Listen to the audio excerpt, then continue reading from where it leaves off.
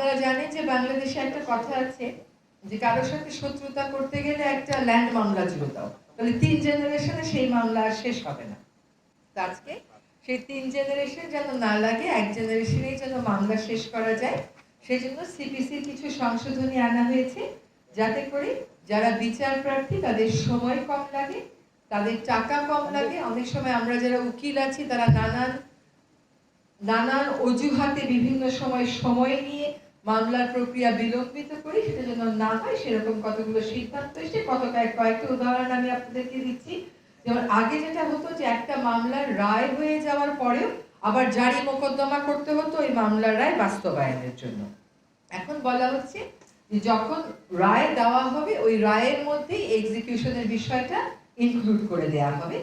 আবার ওই যে বিভিন্ন সময় নেওয়ার কথা বলা হতো যে উকিলরা দাঁড়িয়ে সময় নেবে, এখানে বলে দেওয়া হয়েছে যে সর্বোচ্চ কয়বার সময় নেওয়া যাবে।